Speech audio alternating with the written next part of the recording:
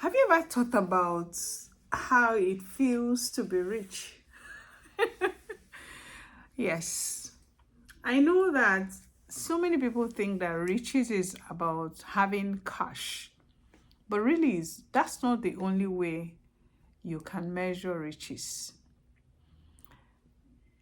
My name is Obi Ono, and I want to welcome you to discuss 7 things that you need to do if you really want to be rich this year.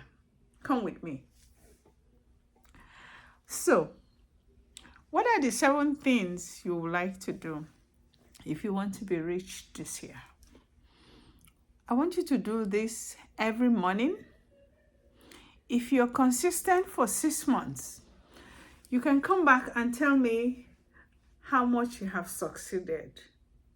I'm talking from experience. I must tell you that I'm getting richer every day by practicing some of what I'm about to share with you. Number 1, I want you to wake up early. That's my number 1. Now, waking up early does not mean you have to wake up in the morning. Remember, some of us live in locations where we have a work schedule. It could be 7 a.m. to 7 p.m. It could be 7 p.m. to 7 a.m. So your schedule varies. It could also be 7 to 1 and but whatever the schedule is, remember to wake up early. Don't be in a hurry to leave the house. Set your alarm pretty well, ahead of time. I like to do 1 hour ahead of the time that I need to leave or I need to start work. And that helps me to do some kind of, reflect on my tasks for the day, set my priorities right, and it helps me to start my day focused, knowing exactly what I want to do. There are people, when they come into the office, they are first disorganized. They don't even know where to start from. And usually, if you don't start off well, to an extent, your day is scattered. So, wake up early. Someone like me, I like to wake up early to do a few other things, which I will mention. But it's only when you wake up early that you'll be able to set your priorities right and then you start well. Again, if you wake up early, this takes me to my number 2. It gives you room to exercise. I do exercise daily. No wonder I remained, Some people saw me recently. I'm sure those that couldn't talk will say, hey, she has lost weight. Whether she say, I'm not sick. I'm only trying to live as healthy as possible. So I have worked so hard in the past year, combining both exercise, diet, and so on, to make sure that I live as healthy as my God allows me to. So wake up early. It may also help you to exercise, which is my number 2. The truth is that even experts will tell you that exercise helps your brain. It helps to reset your brain to be able to think better. If you wake up without much exercise, if you don't do much exercise, if you don't walk about, that's why I like people whose job are manual. They exercise a lot. So they are sharp, they are stronger in many ways. If you don't exercise, after a while, you find that your brain is going to be weaker. So try to include exercise. You can even try the sit or stand exercise that I had talked about. But if you do it early in the day, it will help you to reset and you're more prepared to face the day's challenges. Number 3, you should have a clear goal when you wake up in the morning. Goal for the day. Yes, you may have set a clear goal for the year, for month, for quarter, depending on what you do.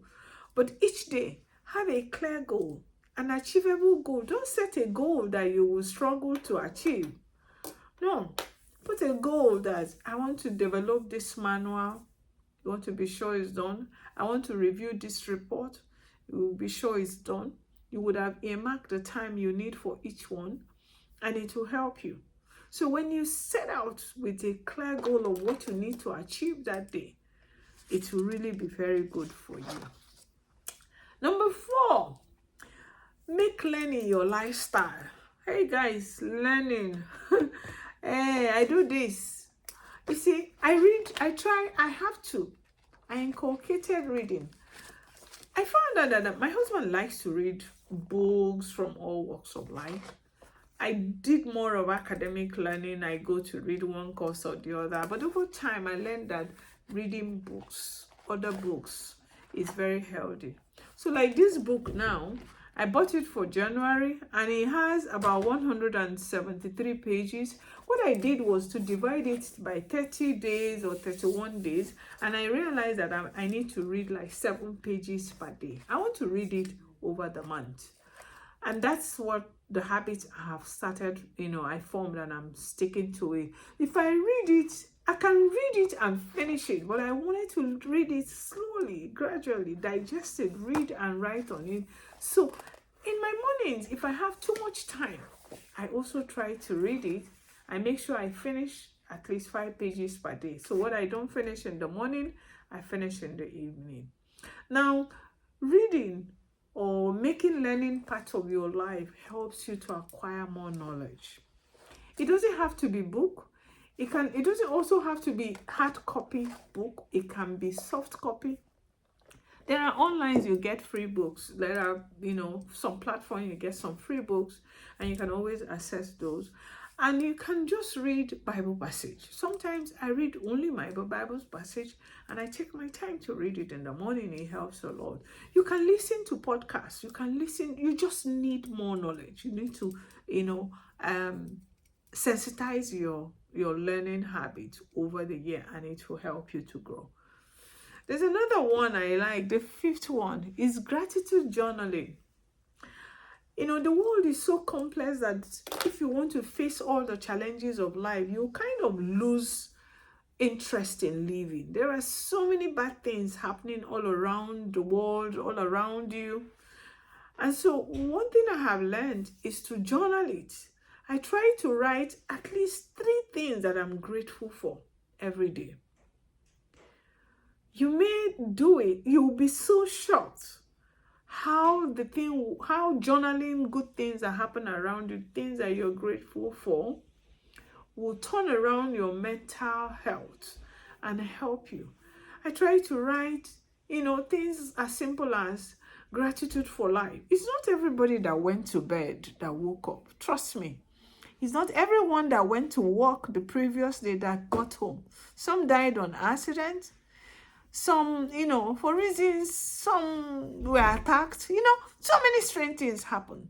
So in the morning, I wake up and I thank God. I do that at night too, but the morning own is because I'm setting the stage for the day. It helps me to keep a positive mind in what is ahead of me. It helps me to think about my challenges and things I need to set right.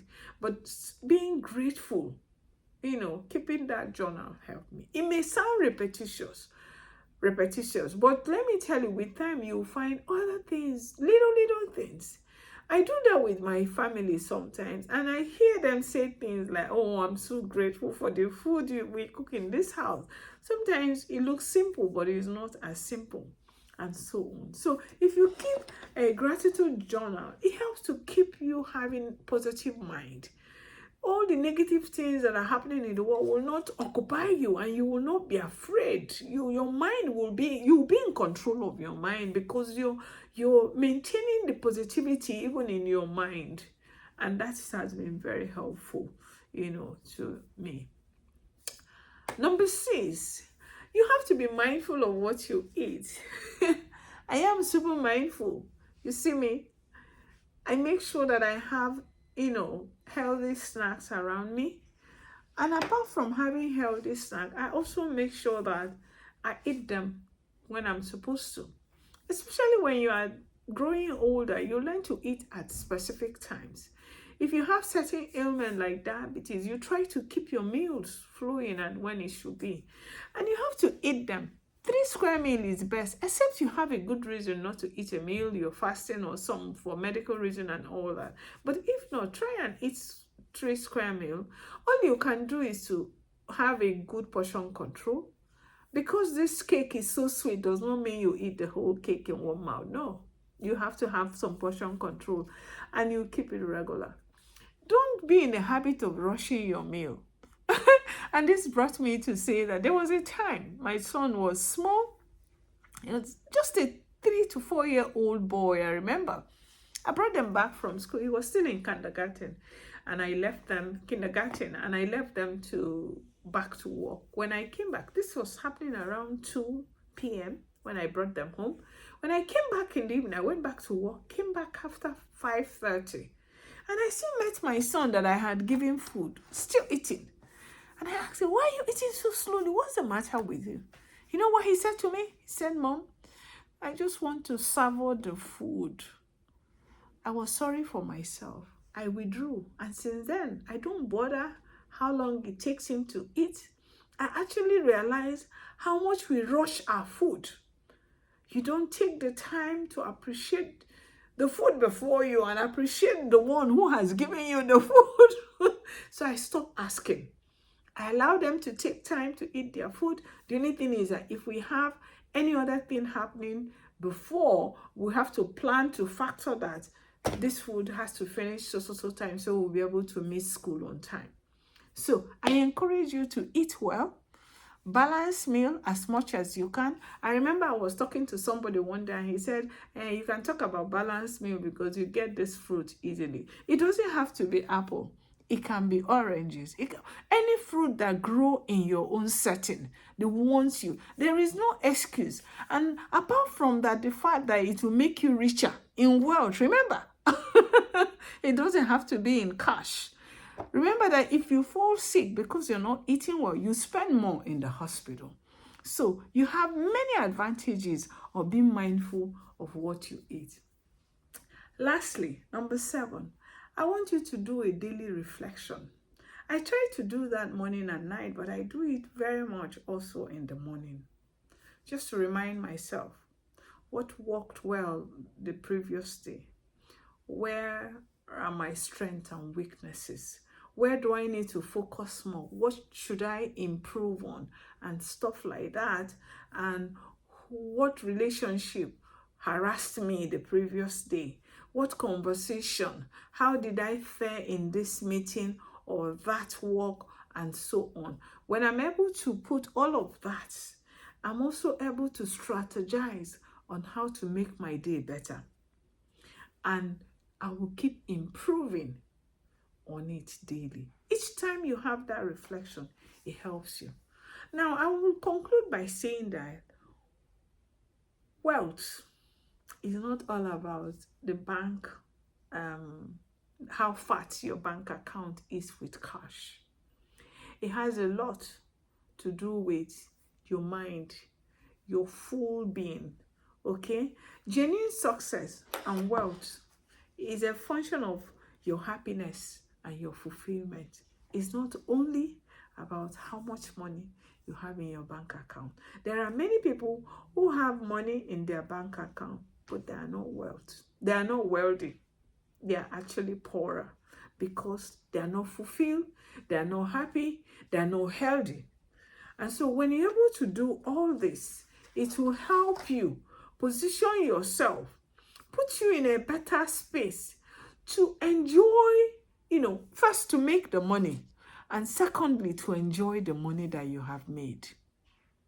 Thank you for listening. Please like, share, and subscribe to my channel. I look forward to seeing you in my next video. And if you're a returning viewer, I want to sincerely thank you again. Without you, I won't still be here talking. Your encouragement has continued to give me reason to keep pushing.